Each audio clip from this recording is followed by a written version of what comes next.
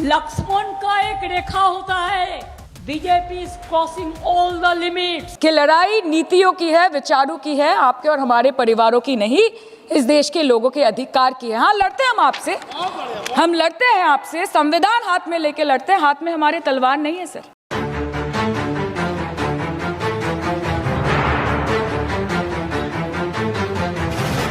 नमस्कार, मैं हूं आपका दोस्त आलोक कुमार। अभिवादन स्वीकार कीजिए मेरा। देश में 5 राज्यों में चुनाव हो रहे हैं, कुछ में मतदान हो गए हैं, कुछ में होने वाले हैं। पांचों के पांचों राज्यों के नतीजे 4 मई को आने वाले हैं। किस राज्य में चुनाव हो रहा है, किस में नहीं हो रहा है, देश के लोगों को शायद नहीं पता हो, लेकिन पश्चिम बंगाल में चुनाव हो रहा है, ये लगभग सबको पता है। कहते हैं 3 दिन का यह संसदीय सत्र महिला आरक्षण के लिए, परिसीमन के लिए जो बुलाया गया है, इसका एकमात्र मकसद है पश्चिम बंगाल के वोटरों को प्रभावित किया जाए। भारतीय जनता पार्टी, प्रधानमंत्री नरेंद्र मोदी, गृह मंत्री अमित शाह अपनी पूरी ताकत पश्चिम बंगाल में लगा रखा है। उन्हें उम्मीद है कि इस बार पश्चिम बंगाल में करामात होगा, कमाल होगा, लाजवाब होगा। लेकिन ममता बनर्जी जिस हिसाब से वहां डटी पड़ी है, जो ग्राउंड से खबर आ रही है, वहां सचमुच भारतीय जनता पार्टी जा फंसी है। यह मुमकिन होता हुआ दिख रहा है पश्चिम बंगाल में कि चौथी बार फिर से ममता बनर्जी सरकार बनाने जा रही है। ममता बनर्जी ने बड़े कायदे से नया जुमला छेड़ रखा है, बड़ी अच्छी नैरेटिव बनाने वाली है। वो कह रही है बंगाल के वोटर को एक बार और मुख्यमंत्री के लिए चाबी दे दो, फिर देख लो प्रधानमंत्री कैसे बनके दिखाती हूं। और ये जुमला लगभग बंगाली वोटर, जो बंगाली अस्मिता के लोग हैं, उनके मन मिजाज में छा गया है। एक यही वजह है कि कोई भी रिपोर्टर, कोई भी व्यक्ति बंगाल के वोटर से पूछने की कोशिश कर रहा है आखिरकार कौन आ रहा है, तो सबके पास एक दुविधा भरा जवाब है, पता नहीं कौन आ रहा है। दिल में पहले तो मन बनाया होगा चुनाव के वक्त में कि हाँ, हम ममता को वोट देने जा रहे हैं, हम भारतीय जनता पार्टी को वोट देने जा रहे हैं। लेकिन जैसे जैसे वक्त बीता है, रायता सा फैल गया है। कहना बहुत मुश्किल है, चुनाव से पहले साफ लग रहा था। मुस्लिम वोटर, जो टीएमसी का पारंपरिक वोटर है, उसमें स्पष्ट विभाजन दिख रहा था। टीएमसी के पूर्व विधायक रहे हुमायूं कबीर ने अपने हिसाब से पेशबंदी कर रखी थी। बंगाली वोटर कैसे टीएमसी से टूट जाए, इसका पुख्ता इंतजाम कर रखा था। 6 दिसंबर को, बीते 6 दिसंबर 2025 को मुर्शिदाबाद के बेलडांगा में एक रेप्लिका बाबरी मस्जिद का उसका उद्घाटन भी हो गया, उसके निर्माण की प्रक्रिया भी शुरू हो गई। बताया जाने लगा कि जो काम ममता बनर्जी कभी नहीं कर सकती, वो हुमायूं कबीर कर रहे हैं। उन्होंने जनता यूनियन पार्टी बना ली, उस पार्टी का अलायंस भी हो गया। किससे हो गया? असदुद्दीन ओवैसी की पार्टी से हो गया। और चुनाव से पहले साफ लग रहा था कि बंगाली मुस्लिम वोटरों को छिटका दिया गया है टीएमसी से अलहदा कर लिया गया है। आपको बंगाल बता दें, बंगाल के कई इलाकों में 60% मुस्लिम आबादी है, 34% टोटल आबादी का मुस्लिम आबादी है। उसमें मुस्लिम वोटर को नजरअंदाज करके अगर भारतीय जनता पार्टी को लग रहा है, भारतीय जनता पार्टी को अगर लग रहा है हिंदू मुस्लिम करके वो चुनाव जीत जाएगी, तो एक नामुमकिन सा सफर है। और यही एक बात है बंगाल में जो समरस अंदाज है, हिंदू मुस्लिम में कोई विभाजन नहीं है। सियानी घोष को सुनिए, जादवपुर की सांसद हैं, पहली बार लोकसभा पहुंची हैं, जो उनका अंदाज है। एक ही बात बोलती है ना, वादा करो नहीं छोड़ोगे तुम मेरा साथ, जहां तुम हो वहां मैं भी हूँ, क्या हुआ तेरा वादा, वो कसम वो इरादा, सब सारे हो गए कि ठुकरा के मेरा प्यार मेरा इंतकाम देखेगी, कि बंगाल के लोग हमें वोट नहीं देते तो बंगाल को हम नोट नहीं देंगे। लॉलीपॉप थमा देते इलेक्शन के पहले, और जब इलेक्शन खत्म हो जाए तो नीम की जो काठी होती है वो दे देते हैं हाथ में, कि बीजेपी समस्या है, दीदी समाधान है, बीजेपी कटी पतंग है, ममता दी पूरा आसमान है। जो नैरेटिव गढ़ रही है, जिस हिसाब से वो कह रही हैं, मुस्लिम वोटरों के बीच जाके कह रही हैं, कहीं से उनके बीच आसान लग रहा है कोई हिंदू प्रतिनिधि मुस्लिम वोटर को रिहा रहा है। यही हाल मैदान में भी है। ऐसा नहीं है ममता बनर्जी पे पूरा आरोप लगा था। पिछले चुनाव को याद कीजिए, 2021 के चुनाव को, 2016 के चुनाव को, भारतीय जनता पार्टी ने बड़े कायदे से ममता बनर्जी पर मुस्लिम अपीजमेंट का आरोप लगाया था। उसका नुकसान हुआ, ममता बनर्जी को फायदा हुआ, कहना बड़ा मुश्किल है। हाँ, इतना जरूर हुआ, पिछली 2021 की बात कर रहे हैं, भारतीय जनता पार्टी ये आरोप चस्पा करते करते ये 200 प्लस का नारा लगाते लगाते 77 सीटें जीत पाई। जिस भारतीय जनता पार्टी का 2016 में पश्चिम बंगाल की विधानसभा में महज 3 विधायक थे, उसके 77 विधायक आ गए।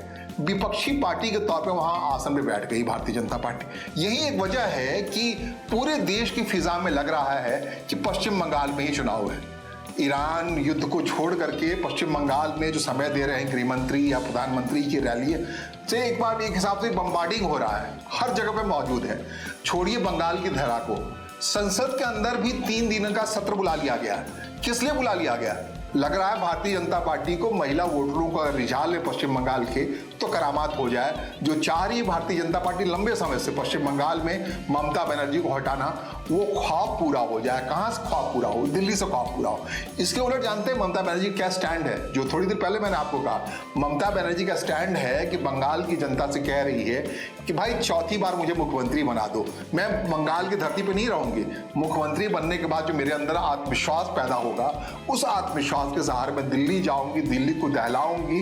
जो चुनाव आयोग ने अपने हिसाब से मनमानी कर रखी है, भारतीय जनता पार्टी के हाथ में है, उस पर चुनौती दूंगी। और दिल्ली पर जो मेरा हमला होगा वो ऐसा हमला होगा कि आप देखेंगे बंगाल की कोई नेत्री या बंगाल अस्मिता का व्यक्ति दिल्ली की कुर्सी पर बैठा हुआ नजर आएगा।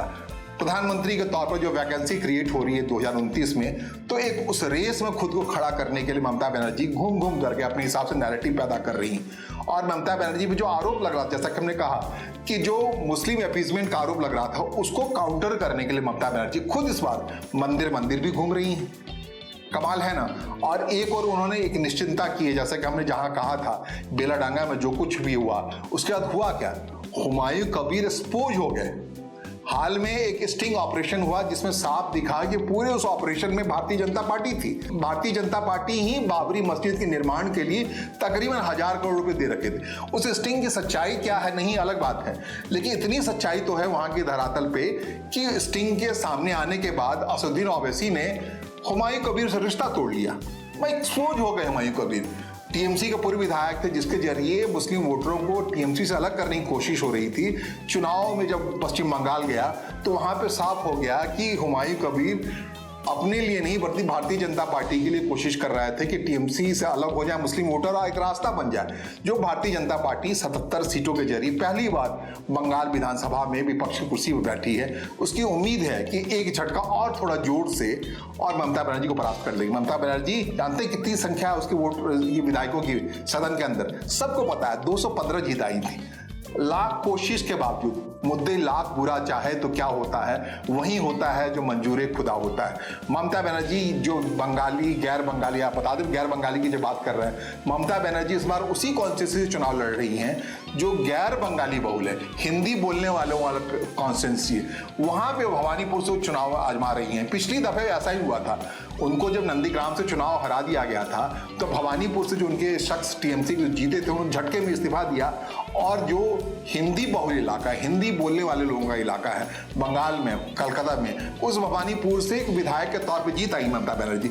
इस बार वहां भारतीय जनता पार्टी उनको घेरने की कोशिश के क्रम में उसी शुभेंदु अधिकारी को भवानीपुर से भी चुनाव लड़ा रही है जो पिछली दफे नंदीग्राम से ममता बनर्जी को हराई थी। तो आप समझ सकते हैं ग्राउंड पे ममता बनर्जी को घेरने की कितनी कोशिश हो रही है। और ममता बनर्जी के अंदर क्या आत्मविश्वास है? आत्मविश्वास है कि फिर से उसी अंदाज में गई है, भवानीपुर से चुनाव लड़ रही है जिस अंदाज में पिछली बार बाई इलेक्शन में पश्चिम बंगाल के लोगों ने एक हारी हुई मुख्यमंत्री को जिताया था। उसी भवानीपुर से मुख्यमंत्री कॉन्स्टिट्यूंसी से ममता बनर्जी के साथ कांटों की टक्कर की लड़ाई में है शुभेंदु अधिकारी। शुभेंदु अधिकारी कह रहे हैं भारतीय जनता पार्टी अगर सरकार बनाएगी तो उसका मुख्यमंत्री शुभेंदु अधिकारी होगा। लेकिन जिस हिसाब से ममता बनर्जी ने एक माहौल, एक रिदम, एक माहौल बना रखा है पश्चिम बंगाल में, और हिंदू मुस्लिम के इरादे से भारतीय जनता पार्टी वहां जो खेल करने की कोशिश कर रही है उसको जिस ढंग से पैचअप किया है, जिस ढंग से चीजें बदली है, जिस ढंग से चीजें पलटी है, और मैदान में सीधी टक्कर में ममता बनर्जी। इसके अलावा कांग्रेस ने वहां पर कोशिश की है अब्दुल गनी खां परिवार, चौधरी परिवार की नूर को मैदान में उतारना, उसको अध्यक्ष बना करके, लेकिन कोई हवा नहीं बन रहा है। कांग्रेस का जो पारंपरिक वोट है, जैसे कि 2016 में ममता बनर्जी अपने पास कर लिया था, 2021 में पूरी तरह से ममता बनर्जी अपने पास कर लिया था, 2026 में ममता बनर्जी के पास नहीं होगा वो वोटर, ये कहना बिल्कुल ग्राउंड पे आप जाएंगे तो आपको लगेगा, साफ लगेगा कांग्रेस कहीं नहीं है। तृणमूल कांग्रेस ने अपने हिसाब से जीत लिया। तृणमूल कांग्रेस ने क्यों कांग्रेस वोटरों को जीता जानते हैं? उससे पहले की स्थिति ये थी, 34 साल तक बंगाल में लेफ्ट की सरकार थी, और जो ग्राउंड पे लड़ाई लड़ने की बात जब आई, तब लड़ने के लिए ममता बनर्जी, जो राजीव गांधी की बड़ी खास थी, खास इस अंदाज में थी, राजीव गांधी का जो दौर था तो कांग्रेस नेत्री के तौर पर सबसे एक्टिव थी, लेकिन उनको लगा कि बाद के दिनों में कांग्रेस पार्टी ने उस लड़ाई जो वहां ग्राउंड पे लड़ती थी राजीव गांधी के दिनों में लेफ्ट के साथ, ममता बनर्जी के नेतृत्व में लड़ाई लड़ रही थी कांग्रेस, उसको लगा सोनिया गांधी का जब दौर आया, मनमोहन सिंह का जब दौर आया, तो लड़ाई में कांग्रेस काफी हद तक पिछड़ गई थी। तो ममता बनर्जी नई पार्टी बनाई, उस हिसाब से खुद मोर्चेबंदी पे आई, सामने आई लड़क के। इसलिए है कि ममता बनर्जी के खिलाफ राहुल गांधी भी नैतिक आधार पर कुछ नहीं बोलते। ममता बनर्जी के खिलाफ नहीं बोलने के साथ साथ राहुल गांधी को भी लगता है कि चलो ममता बनर्जी जीत जाए तो कांग्रेस की ही बात हो जाएगी। तो इस दशा में, इस हालत में ममता बनर्जी मीलों आगे, कहा ना कि 5 राज्यों में चुनाव हो रहा है, 5 राज्यों के चुनाव नतीजे 4 मई को आने वाले हैं, लेकिन सबकी नजर, क्यों सबकी नजर बंगाल पे टिकी?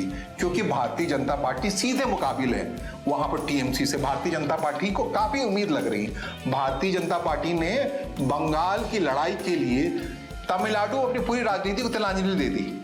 वहां पर सिंघम जो उभर रहे थे, उन्होंने तय किया कि चलो इस बार रहने दो तमिलनाडु में लड़ाई में उलझते ही नहीं हम, इस बार चलो ममता बनर्जी से निपटते हैं, पश्चिम बंगाल में आ जाते हैं। तो उत्तर भारत का जो पूरा बेल्ट है, आप मोटे तौर पर देख लीजिए, हरियाणा से चले आइए, पंजाब का इलाका रह गया है, हरियाणा, दिल्ली, उत्तर प्रदेश, बिहार में उनकी सरकार बन गई है, बिहार में उनका मुख्यमंत्री बन गए हैं इसी चुनाव मैदान, इसी दौरान। और कितने मशगूल है अमित शाह और प्रधानमंत्री नरेंद्र मोदी कि इस दौरान जो बिहार में सत्ता परिवर्तन हुआ, भारतीय जनता पार्टी के पास जो कुर्सी आई है, तो मंत्रिमंडल का निर्णय वहां इसलिए नहीं हो पाया है क्योंकि 23 तारीख और 29 तारीख को पश्चिम बंगाल का चुनाव है। वो कह रहे हैं 29 तारीख के बाद यानी 1 मई को मंत्रिमंडल डिसाइड कर पाएंगे सम्राट चौधरी। और सम्राट चौधरी को इसलिए मान लिया गया कि नीतीश कुमार ने कहा भारतीय जनता पार्टी के जो दोनों आला नेता हैं उनके पास बंगाल के अलावा इतना समय नहीं था कि वो सोचते समझते और भारतीय जनता पार्टी किसी व्यक्ति को मुख्यमंत्री कुर्सी पर लाते। जो कुछ नीतीश कुमार ने कहा इस विचलन वाली स्थिति में, इस व्यवस्था वाली घड़ी में, तो भारतीय जनता पार्टी का आला नेताओं ने नीतीश कुमार की कही हुई बातों को मान लिया और सम्राट चौधरी के हवाले मुख्यमंत्री कुर्सी कर दी। ये व्यस्तता ही है जो कि सम्राट चौधरी को बिहार का मुख्यमंत्री बना दी। लेकिन मुख्यमंत्री बनाने से क्या होता है? मंत्रिमंडल जो तय करने की बात होगी, कौन से लोग मंत्रिमंडल में शामिल होंगे, नहीं होंगे, इस लिहाज से नीतीश कुमार अपनी ओर से, एनडीए की सरकार है वो, तो जनता दल यूनाइटेड से कौन उप मुख्यमंत्री होगा, कौन मंत्रिमंडल में शामिल होगा, ये सारी बातें नीतीश कुमार ने तैयार कर रखी थी। लेकिन जिस दिन शपथ ग्रहण की बारी आई, अमित शाह ने फोन करके बोला पश्चिम बंगाल से उनको कि रुक जाइए नीतीश जी, 1 तारीख को करते हैं इस मंत्रिमंडल विस्तार की बात। मतलब समझ लीजिए किस प्रायोरिटी में है पश्चिम बंगाल। पश्चिम बंगाल इतनी प्रायोरिटी में है, सब कुछ से भारतीय जनता पार्टी का आला नेता आंखें बंद कर रखे हैं।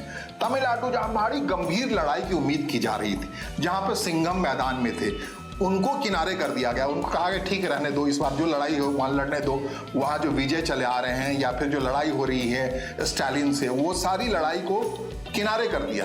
केरल में खास तौर पर भारतीय जनता पार्टी अपने हिसाब से चुनाव लड़ती रही, तो केरल में थोड़ा बहुत दिखी है, लेकिन उसको वहां मान चुकी है कि भारतीय जनता पार्टी का केरल में सक्रिय होने का मतलब है कि लेफ्ट की सरकार बन जाएगी। भारतीय जनता पार्टी वहां कांग्रेस पार्टी का वोट खींच लेगी। जो कांग्रेस पार्टी अल्टरनेटिवली जब लेफ्ट होती है, लेफ्ट का कांग्रेस आती है, वो रास्ते में अड़चन हो जाएगा। तो वहां जो भी वोट काट रही है भारतीय जनता पार्टी, खुद सरकार बनाने के लिए काट रही है। वहां की लड़ाई अलग है, वहां लेफ्ट के साथ मिलकर चुनाव लड़ रही। और लेफ्ट के साथ मिलकर चुनाव क्यों लड़ रही है अघोषित तरीके से? क्योंकि पश्चिम बंगाल वही काम कर रही है। पश्चिम बंगाल में भी कहते हैं, ममता बनर्जी के लोग कहते हैं, टीएमसी के लोग कह रहे हैं कि ग्राउंड पे भारतीय जनता पार्टी ने उसी लेफ्ट के नेताओं से साझा कर रखा है, समझौता कर रखा है, ताकि वो एक बदला ले सकें टीएमसी से और भारतीय जनता पार्टी को सरकार में ला करके जो टीएमसी 2016 से वहां मौजूद मौजूद है, बिल्कुल मटिया मेट कर चुकी है लेफ्ट मूवमेंट को, वहाँ पॉलिटिक्स को। मूवमेंट कहने की बात नहीं है, मूवमेंट तो अपने हमेशा लड़ाई लड़ रहा है, लेकिन लेफ्ट जो पॉलिटिक्स है उसको पश्चिम बंगाल से उखाड़ फेंका है ममता बनर्जी ने। वहीं उखाड़ फेंके गए लोग भारतीय जनता पार्टी को अपने हिसाब से मदद कर रहे हैं। तो ये समझ ली कॉम्बिनेशन। भारतीय जनता पार्टी ने पश्चिम बंगाल पे इतना फोकस कर रखा है, कहते हैं उत्तर बंगाल में तो लगभग उनका अधिकार हो चुका है, लेकिन दक्षिण बंगाल में कड़ी चुनौती है। जैसा कि हमने कहा ना कि पश्चिम बंगाल आप बढ़ते चले जाइए सीधे बाईं ओर भारत के नक्शे पे, बिहार, उत्तर प्रदेश, हरियाणा, दिल्ली तमाम आ जाए। कहते हैं बंगाल चुनाव के साथ ही साथ भारतीय जनता पार्टी ये भी तय करने वाली है कि झारखंड में जो हेमंत सोरेन की सरकार है वो कांग्रेस मुक्त हो जाए या एनडीए वाली सरकार हो जाए, किसी गवर्नमेंट में तैयार है। और हाल के दिनों में देखें उड़ीसा में फिर झारखंड के नीचे चले आए, जो कि पश्चिम बंगाल के बॉर्डर से लगता है उड़ीसा में भारतीय जनता पार्टी सरकार बना चुकी। तो एक बेल्ट में जो अखड़ने वाली बात है, पश्चिम बंगाल में सरकार का नहीं होना ही भारतीय जनता पार्टी को अखड़ रहा है। अगर पश्चिम बंगाल से ऊपर चले जाए, असम में भी एक लड़ाई है जहां भारतीय जनता पार्टी रिटेन करने की लड़ाई लड़ रही, वो लड़ाई उतनी चुनौतीपूर्ण नहीं है। वहां सब सारी लड़ाई हेमंत विश्व शर्मा के हवाले छोड़ रखा है भारतीय जनता पार्टी। अगर डेरा डालने की बात कहें तो वहां पे कभी भी डेरा डाल के नहीं बैठा अमित शाह। इस चुनाव में मतदान हो गया, वहां 4 तारीख को ही हो गया, प्रधानमंत्री की कम से कम रैलियां हुई, सब कुछ हेमंत विश्व शर्मा के हवाले छोड़ दिया गया। लेकिन शुभेंदु अधिकारी के हवाले पश्चिम बंगाल को नहीं छोड़ा गया। पश्चिम बंगाल में लगता है सीधी लड़ाई, कांटों की लड़ाई प्रधानमंत्री नरेंद्र मोदी और अमित शाह के बीच है। और इस लड़ाई में जो ग्राउंड रियलिटी है, उस रियलिटी में ममता बनर्जी फिलहाल काफी आगे दिख रही हैं। भले ही इस बार ममता बनर्जी के साथ प्रशांत किशोर जैसे चाणक्य नहीं है, लेकिन ग्राउंड रियलिटी अलग किस्म की है, जहां अभिषेक बनर्जी का बोलबाला है, जहां सियानी घोष का बोलबाला है। और ममता बनर्जी मस्जिदों के साथ साथ मंदिर भी घूम रही हैं। देखिए पिछली बार ऐसा नहीं करती थी, ऐसा करने से शक्ति थी, क्योंकि लगता था उन्हें, इस बार साफ लग रहा है उन्हें कि भारतीय जनता पार्टी हिंदू मुस्लिम की लड़ाई में हिंदुओं की गोलबंदी ना करे, इसलिए चंडी पाठ करती हुई दिख रही हैं ममता बनर्जी और महादेव को जल चढ़ाते हुए दिख रही हैं। अपने हिसाब से ममता बनर्जी का अंदाज, बदला वाला अंदाज, वो इसलिए है कि भारतीय जनता पार्टी के चेहरे पर इस बैसाख के महीने में पसीना छूट रहा है। ममता की लड़ाई आसान नहीं होने वाली है, ये जनता, बंगाल की जनता बता रही है। जो कुछ भी होगा 4 तारीख को नतीजे सामने आ जाएंगे। फिलहाल बहुत कुछ मेहनत करनी पड़ रही है भारतीय जनता पार्टी का आला नेतृत्व को पश्चिम बंगाल में चौथी बार सत्ता में आने से रोकने के लिए ममता बनर्जी को। फिलहाल मुझे सुनने और समझने के लिए आपका आभार, नमस्कार, धन्यवाद।